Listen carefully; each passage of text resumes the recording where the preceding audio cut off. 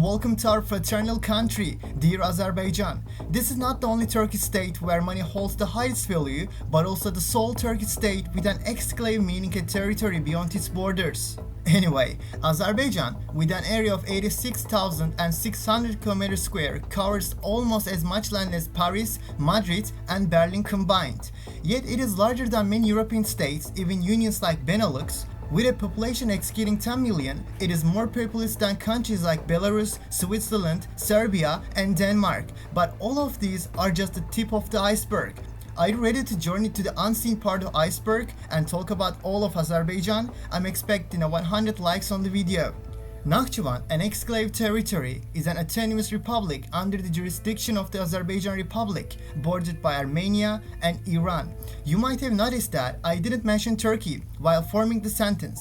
Nakhchivan's border neighbor status with Turkey is, to some, a testament to Atatürk's clever wit. Thanks to Mustafa Kemal's strategic acumen, today there is a 13-kilometer length border between Turkey and Nakhchivan, serving as a bridge connecting Turkey to Turkic states. But for now, that's not our topic. If we delve into the core of the matter, both Nakhchivan and Zangezur were original Azerbaijani territories. In 1920, the Red Army invaded Azerbaijan and subsequently Nakhchivan. As a result of these invasions, both regions became part of the Soviet Union. During this period, Nakhchivan was designated as an autonomous region within the Azerbaijan Soviet Socialist Republic. The geographical connection between Nakhchivan and Azerbaijan was gradually severed over time through a series of political and diplomatic agreements. Looking at the events from a Turkish perspective and delving a bit deeper, the unification of Azerbaijan with Nakhchivan would have rendered Armenia geopolitically insignificant in the region. And additionally, Turkey would have had easy access to Turkic states in Central Asia, both by land and sea, due to its proximity to Azerbaijan.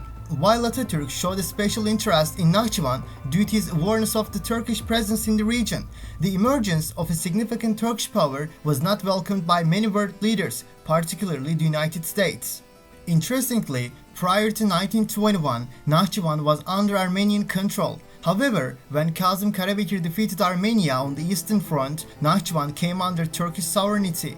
Later, with the signing of the Kars Treaty between Turkey, Armenia, Azerbaijan and Georgia, Nakhchivan became part of Azerbaijan. Similarly, the Moscow Treaty signed between Turkey and the Soviet Union granted Nakhchivan an autonomous status under Azerbaijan's protection, with the condition that it would not be ceded to another state. On the other hand, there are claims that Atatürk personally spent money to purchase land from Iran and make Nakhchivan Turkey's land neighbor.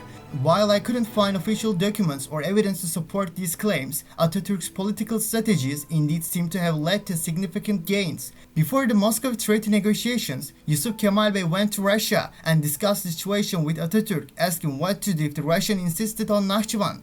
Atatürk's response was, "Nakhchivan is the Turkish gate. Do your best considering this fact." While it may seem like a failure that Nakhchivan couldn't establish a direct connection with Azerbaijani territory, there were also possibilities that these lands could fall into Armenian hands and completely sever Turkish communication with the Turkic world. Hence, I lean towards understanding the era by analyzing it truly. Therefore, I leave the interpretations up to you. If you wish, let's bring our perspective to the present and attempt to comprehend the events. I mentioned earlier how critical the Nakhchivan corridor is for Turkey, but the same holds true for Iran and Armenia as well. So much so that Iran took the Armenian side in the Karabakh issue. But why does Iran do this? The answer is quite simple. Have you ever heard of South Azerbaijan before? With a population of around 30 million, South Azerbaijan is home to the Khorasan and Kashgai Turks in Iran. The region with the most prominent Turkish population is South Azerbaijan. While the population of the Republic of Azerbaijan is just 10 million, Azerbaijanis living in Iran constitute almost twice that number. That's why Azerbaijani Turks refer to Iran's northwest as South Azerbaijan. This is actually a significant matter. If the territories of South Azerbaijan were officially attached to the Republic of Azerbaijan, incorporating Nakhchivan into their own land, they would become the second largest Turkish state after Turkey in the region. Now, how did this population larger than both the people within their own country and many other countries around the world end up under the sovereignty of another nation?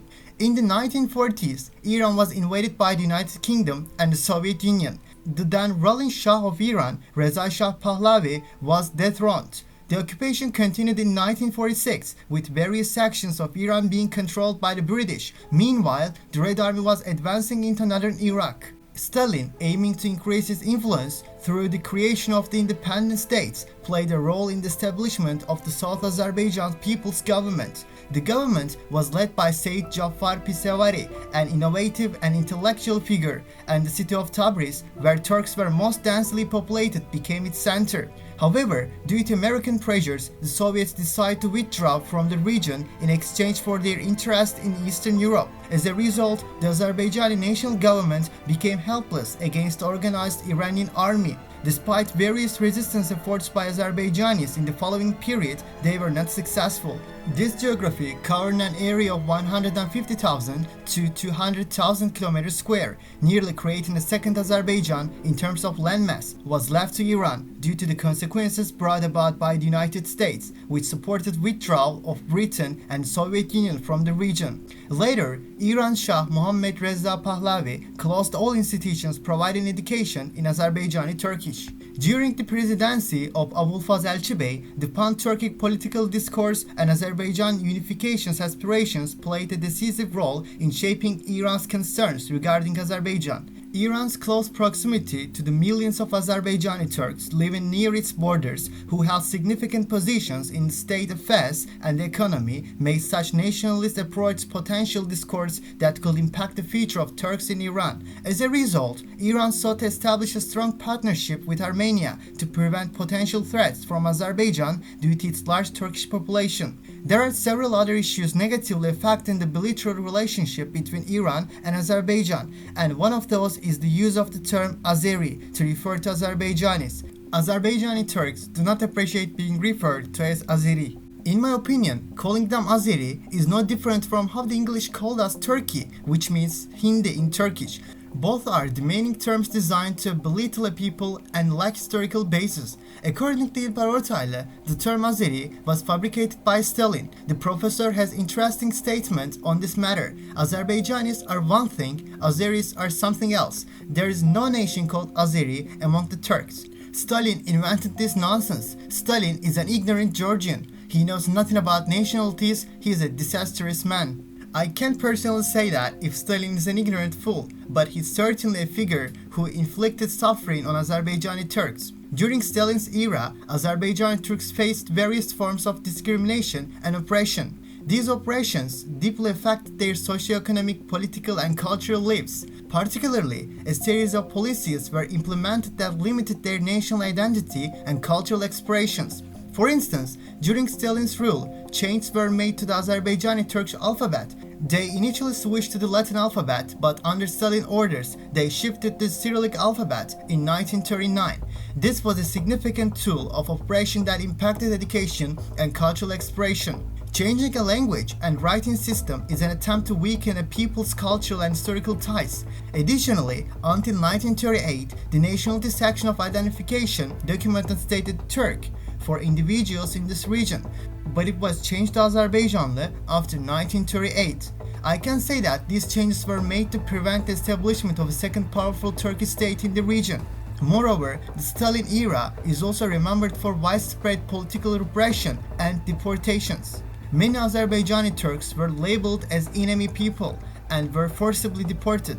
During this time, some regions of Azerbaijan were also given to the Armenian SSR, as I mentioned before. Stalin's innovation of the term Azeri has also become a pattern used by the Persians. Azerbaijani Turks claim that the Azeris are people belonging to the Persian ethnic group living in Iran. Many linguists and historians accept that the origin of the term Azeri is from Persian. Moreover, Iran believes that Azerbaijani's roots are Persian and that people living there were forcibly Turkified. Although the term Azeri may seem like an abbreviation for Azerbaijan, it's actually not. In fact, the Russians have caused significant harm to Azerbaijan by handing Zangezur over to Armenia and South Azerbaijan to Iran, making it nearly impossible for Azerbaijan to reunite.